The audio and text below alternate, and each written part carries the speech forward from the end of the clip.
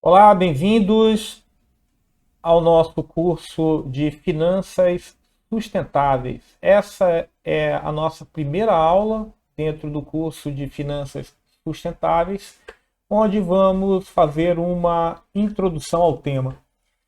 A sustentabilidade ela é tratada em três eixos: o eixo econômico, o eixo social e o eixo ambiental.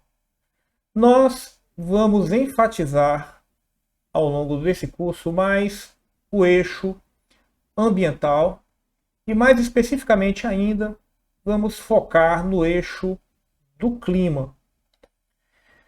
Nosso objetivo na discussão de finanças sustentáveis é tratar de mecanismos que vão sendo formados no intuito de financiar e promover, do ponto de vista financeiro, iniciativas mais sustentáveis ou iniciativas verdes. Bom, não tem como a gente falar sobre a questão climática sem a gente tratar dos gases de efeito estufa.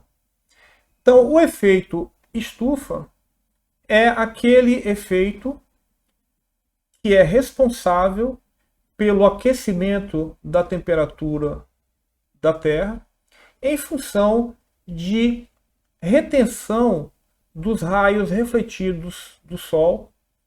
Retenção essa feita por gases provenientes, em grande maioria, da queima de combustíveis fósseis, mas não apenas dessa fonte. Então, o dióxido de carbono, ou CO2, é considerado o gás em maior concentração, o gás de efeito estufa, né, em maior concentração, causando esse fenômeno.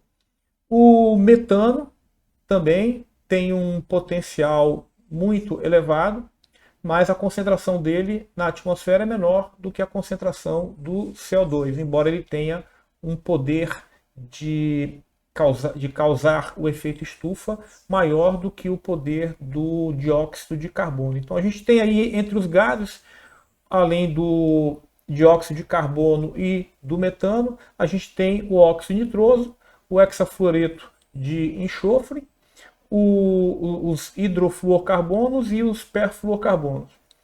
Bom, as principais fontes de emissão de gases de efeito estufa estão associadas ao uso de combustíveis fósseis. Então, a geração de energia é uma grande fonte de emissão.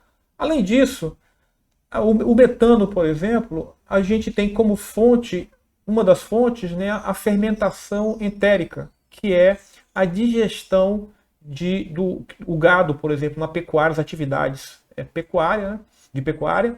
O gado ele acaba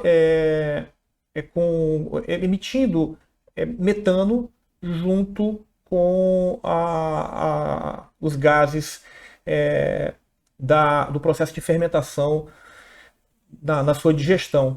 Bom, além disso, a agricultura também tem algumas atividades agrícolas vão ter um certo peso na emissão de gases de efeito estufa, e também você desmatar florestas, né? O desmatamento de florestas ele acaba também sendo uma das fontes de emissão de gases de efeito estufa.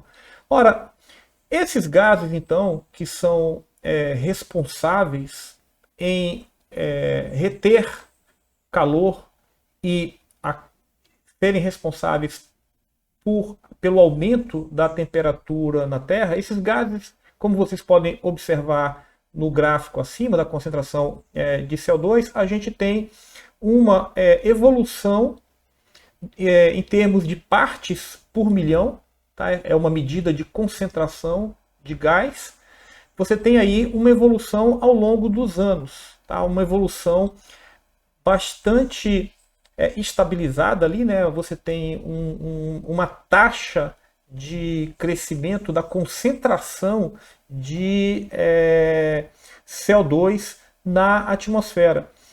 E o que acontece? No gráfico abaixo, a gente tem um período bem mais longo de acompanhamento da concentração de CO2 na atmosfera, e o gráfico destaca aí o ano ali de 1950, né? E a gente tem também um período final onde se percebe claramente o salto dessa concentração de CO2 na atmosfera. Por conta da observação desses fatos, os cientistas, então, eles atribuem que a atividade antrópica, né, a ação do homem na natureza é que tem causado um aumento dessa concentração de gás carbônico na atmosfera. E isso vem acontecendo com mais intensidade na sequência ali do período industrial, né, das revoluções industriais, na medida em que a indústria foi se desenvolvendo, na medida em que as cidades foram crescendo, a ação do homem acabou implicando em uma maior emissão de gases de efeito estufa. E então, as Nações Unidas, reconhecendo esse problema apontado por diversos cientistas, ela passa a se preocupar de maneira mais intensa com o problema, né? E um marco foi a convenção que tratou no Rio de Janeiro, em 1992, né? Sobre a necessidade de se estabilizar essa concentração desses gases de efeito estufa. Em 97, um outro marco para o problema da sustentabilidade no seu pilar ambiental, e mais especificamente na relação do clima, foi o protocolo de Kyoto, né? Então houve uma nova conferência em 97, Conferência das Partes, e no protocolo de Kyoto se estabeleceu o compromisso de que os países desenvolvidos deveriam limitar suas emissões, e ali no protocolo de Kyoto também se lançam as bases do mercado de desenvolvimento limpo, onde a ideia era se criar um mercado de carbono, onde os países desenvolvidos eles criariam regras em que empresas teriam permissões de emissões, e se ultrapassassem o volume de permissão, elas negociariam esse excesso de emissão de CO2 com outras empresas e eventualmente poderiam fazer o offset, né, poderiam compensar suas emissões também com projetos do ponto de vista de sustentabilidade, projetos que retirassem CO2 da atmosfera, e poderiam comprar esses créditos desses projetos junto às nações em desenvolvimento. Então esse foi um marco, o protocolo de Kyoto, criando o mecanismo de desenvolvimento limpo. Então as finanças verdes, que é o tema que a gente vai tratar no curso, ela vai tratar dos diversos mecanismos, como eu disse, de financiamento para evitar, né, que os níveis de concentração de gás carbônico na atmosfera eles continuem provocando o aquecimento global.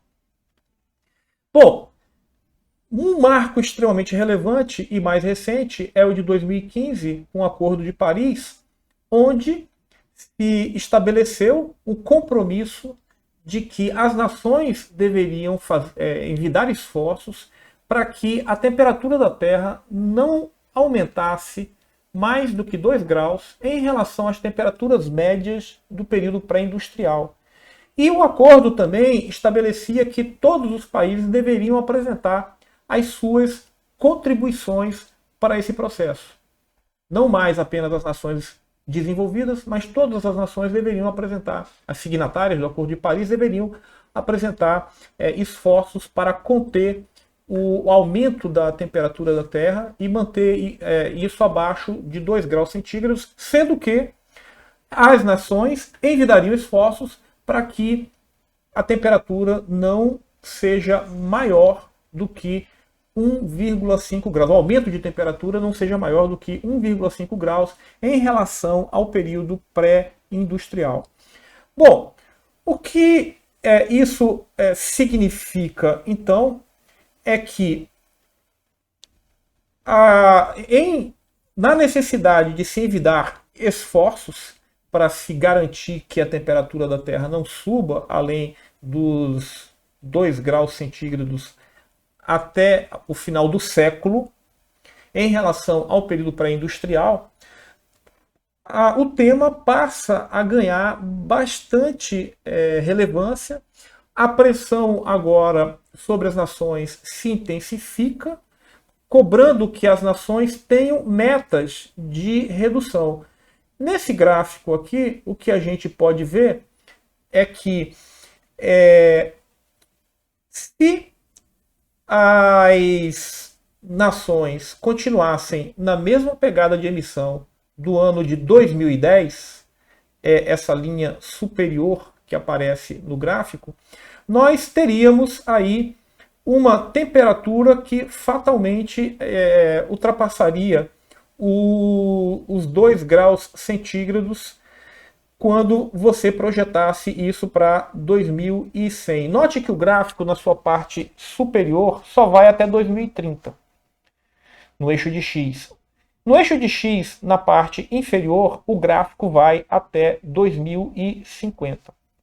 No eixo de Y, a gente tem as emissões de CO2 equivalente. Por que equivalente? Porque, como eu disse a vocês, são vários gases que emitem, que são responsáveis pelo efeito estufa. Então, o que se busca fazer é converter todas as emissões em gás carbônico equivalente. Então, no eixo de Y, nós temos as emissões em gigatonelada de carbono, de CO2 equivalente por ano. Note, então, que nessa primeira curva superior, o que vai acontecer aqui é que, se a gente continuar com essa pegada, nós provavelmente vamos ultrapassar os 2 graus centígrados de aquecimento global. Na linha que segue logo abaixo aqui, né, nós temos o que aconteceria com a Terra se a gente continuar com as políticas correntes de emissão de CO2. Tá? E aqui o gráfico apresenta também, olha, o que aconteceria até 2030, né, qual que é a probabilidade de se atingir os 2 graus centígrados, tá? Se a gente emitir aqui em torno de 40 gigatoneladas equivalente em 2030. Então, veja bem, a gente tem aqui, nas linhas que vão dessa de 2 graus até a de 1,5 grau, a necessidade, quando você olha para o lado, o eixo de Y do gráfico, a necessidade de redução das emissões de CO2, para que você mantenha, por exemplo, nessa linha mais inferior, nós temos aqui o aquecimento de 1,5 grau, e aqui um range, né, de alternativas aqui de temperatura, porque a gente não tem a exatidão completa de qual seria o nível de emissão para atingir uma temperatura exata. Então a gente tem um range de possibilidades. E a gente percebe que o nível de emissão de CO2 precisa ser bem mais baixo do que o nível que é exigido com as políticas atuais. Então a gente tem aqui a necessidade de um corte radical nas emissões de CO2. O gráfico seguinte, ele simplesmente amplia aqui os horizontes. Então a gente vê que para se atingir o grau e meio centígrado, é necessário que as reduções até as emissões até 2050 sejam reduzidas num nível bastante brusco, né? Assim, um nível bastante desafiador.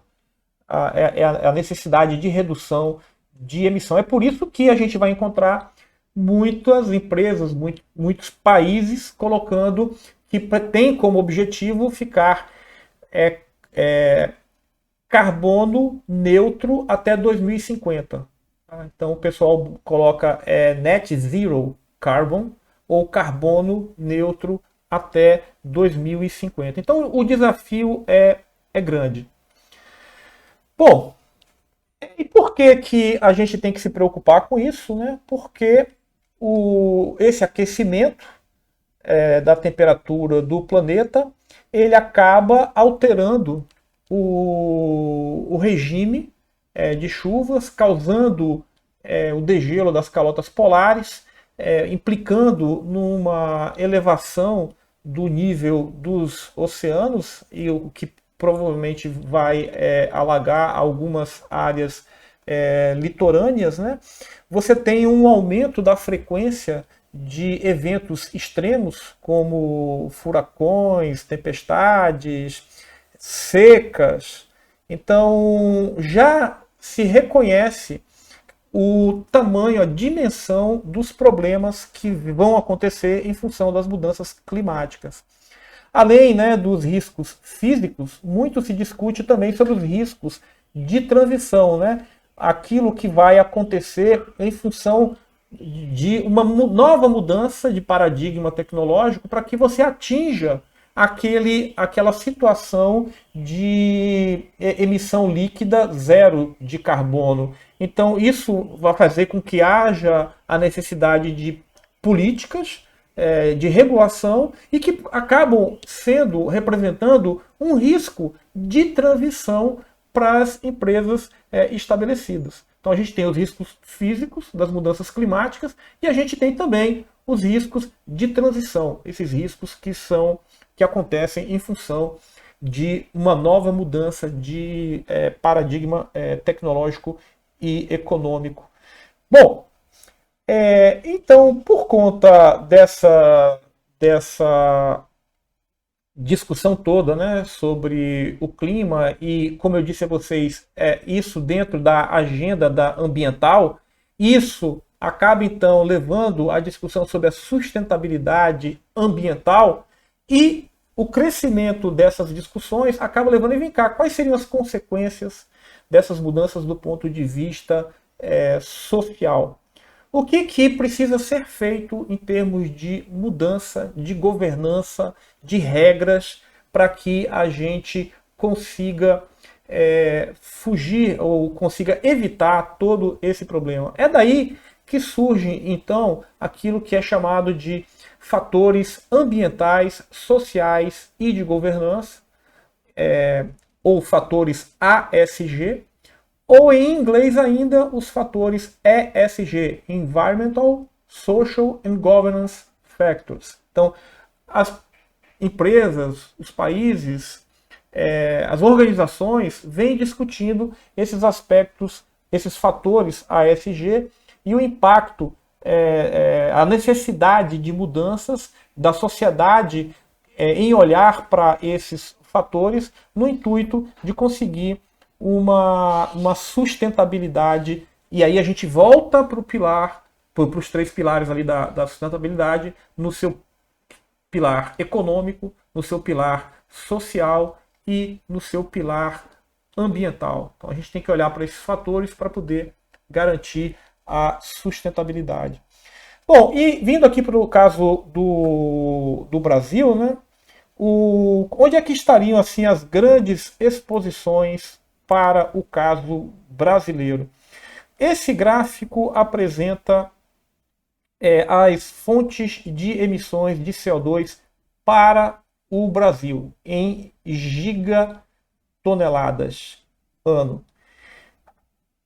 Ali em verde nesse gráfico, né, a gente vê que uma das causas de emissões é o uso da terra e florestas. Então, o uso da terra e florestas, o desmatamento aparece aí nesse grupo, é responsável por 46,2% das emissões de CO2 no Brasil. Na sequência, a gente vê a agricultura com 26,7% das emissões de CO2 equivalente do Brasil. Então, a gente tem desmatamento, né? A queima de florestas e todos os impactos que isso vem causar, né? De desflorestamento.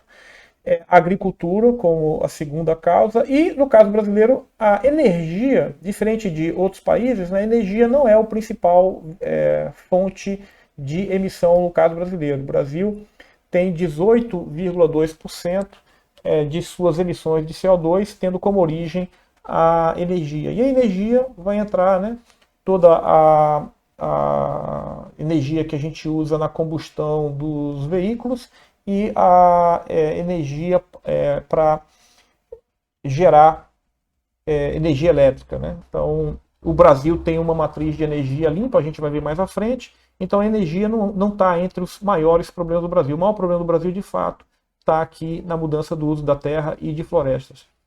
E, na sequência, processos industriais e resíduos com uma participação menor nas emissões brasileiras. No mundo, o que a gente vê é que a matriz energética no mundo, agora vamos falar só de energia, né? Já disse que no caso brasileiro, o nosso maior problema não é a energia, né? Mas a questão do aquecimento global está muito associada ao uso de energia no mundo inteiro. Então, por que isso? Né? Porque a matriz energética do mundo tem 31,5%, né, vem de uso do petróleo, então da combustão de derivado de petróleo. Então, quando você queima a gasolina, quando você queima o querosene de aviação, você emite gás carbônico. Em vários países, o carvão é uma fonte de energia, tá? Então a gente tem 27% aqui, 26,9% das emissões de CO2 no mundo, por conta de energia, né, são provenientes do carvão. E biomassa, 9,3% seria a terceira. Desculpa, o gás natural seria a nossa terceira fonte, a terceira fonte do mundo, né, de emissão, e a biomassa a quarta fonte de emissão de CO2. No caso brasileiro, né, petróleo e derivados na nossa matriz energética representa 33%, né? Mas na nossa matriz energética, a gente tem derivados de cana-de-açúcar, a gente tem 19,1%. E aí é importante dizer o seguinte, tá? Essa é a participação dos combustíveis na matriz, né? Então, isso significa o quê? Que 19,1% da matriz energética brasileira, ela é dominada pelo uso da cana-de-açúcar. Só que a cana-de-açúcar é considerada um combustível limpo. Além disso, a gente tem, no caso brasileiro também, na matriz energética brasileira, a gente tem que 12,6% é de fonte hidráulica. Tá? E além disso, a gente tem outras fontes renováveis, né? No caso brasileiro, na matriz energética, a gente tem ali a energia eólica, energia solar, né? Então, e a gente tem uma participação muito pequena do carvão quando a gente compara aqui na matriz energética do mundo, tá? Então veja bem, ó, esse gráfico da matriz energética, ele está apresentando a participação da energia, da fonte da energia, na produção de energia para o mundo. E aí a gente vê que, se eu somar os 31,5% do petróleo e derivados com o carvão mineral, 26,9%, eu vou ter aí 60% vou ter quase, né, 60, vou ter 58,4% de, da matriz energética de fontes não renováveis e altamente emissoras de CO2. No caso da matriz energética brasileira, eu tenho 33,1% de petróleo e derivados, e eu tenho também o gás natural, né? Só que o gás natural ele não é tão sujo quanto o petróleo e o carvão. E além disso, no caso brasileiro, a gente tem ainda derivados da cana-de-açúcar, que são eles têm um efeito benéfico comparativamente aos outros dois combustíveis. Bom, então comparando aqui, né, quanto a matriz energética brasileira tem 45% de presença de renováveis e 55% de não renováveis, no mundo é o contrário, 86% da matriz energética do mundo é de combustíveis não renováveis e apenas 14% de renováveis. Ou seja, há um trabalho aí muito grande para ser feito no campo da energia no mundo inteiro. Bom, quando a gente olha para um segmento da energia, que a gente estava olhando ali para o segmento da energia como um todo, mas se olhar só para a questão da geração de energia elétrica, tá? O mundo, a presença do carvão mineral na geração de energia elétrica e, se você olhar o gás natural, né, são duas fontes e petróleos e derivados, aqui também no cantinho, a gente vê aqui que a fatia da pizza é grande de fontes não renováveis, né? A coisa se repete olhando especificamente para a matriz elétrica do mundo. E no caso brasileiro, a gente tem muita hidrelétrica, né? A gente tem geração de energia elétrica também por conta do uso de biomassa. Além disso, a gente tem a energia eólica já tomando 8,8% da nossa matriz elétrica e também a energia solar que vem ganhando participação maior aí no fatiamento das fontes de energia para o Brasil. Então, do ponto de vista da geração de energia elétrica, a nossa matriz elétrica é bastante limpa, considerada comparativamente à do mundo. Então, a gente vê aqui no gráfico, né, que 83% da nossa matriz elétrica ela é renovável, enquanto no mundo apenas 25% da matriz elétrica é renovável. Bom, então a gente vê aqui nesse gráfico como é que a gente percebe o que está acontecendo no mundo, né? Eu peguei aqui alguns exemplos, né, de emissão aqui de CO2 por unidade monetária de PIB, né? Então, quilo de CO2 é emitido por cada dólar de PIB que é gerado. Aqui a gente vê a China, né? Isso aqui é chamado de intensidade de carbono. Né? Então, a intensidade de carbono da China vem diminuindo, mas a China ainda é muito intensa na sua produção de riquezas, né? A geração do seu PIB. Em azul aqui a gente tem o mundo. Tá? Em preto nós temos o Canadá. E como é que o Brasil está aqui? O Brasil segue abaixo, embora a gente tenha crescido aqui um pouquinho a nossa intensidade de uso a nossa intensidade de carbono, né? O Brasil ainda segue abaixo aí do mundo. Mas o fato ruim aqui é que a gente está num segmento a gente está numa tendência de crescimento / estabilização aqui de maneira mais recente, né? Então a gente tem trabalho para fazer para poder reverter essa tendência. Mais um gráfico aqui, a gente tem a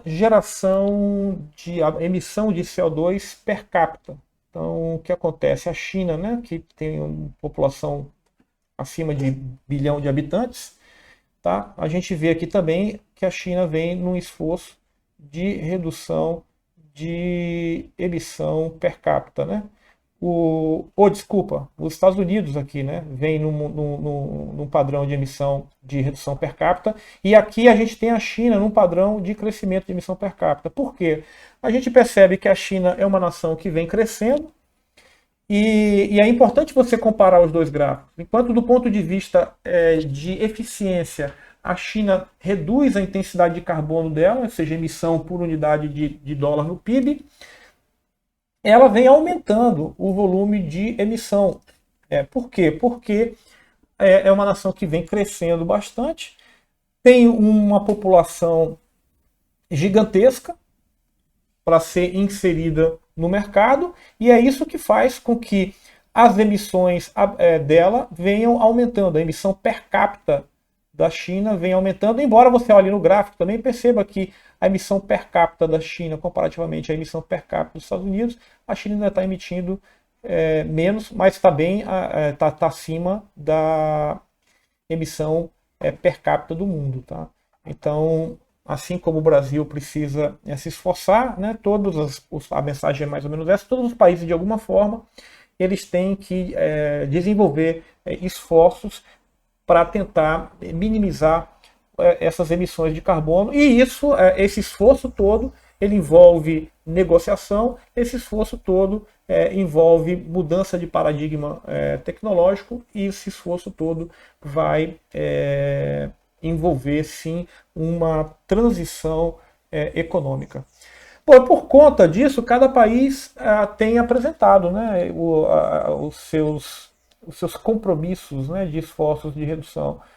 O Brasil tem ali apresentado compromissos, né, de fortalecimento do Código Florestal Brasileiro e de redução de desmatamento ilegal na Amazônia. Como a gente viu, né, boa parte das emissões de CO2, no caso brasileiro, tem como fonte ali a desmatamento, né, e também tem como fonte a agricultura. Né? Então é por isso que você vê aqui também a recuperação o Brasil se comprometendo com recuperação de áreas degradadas, né, de pastagem.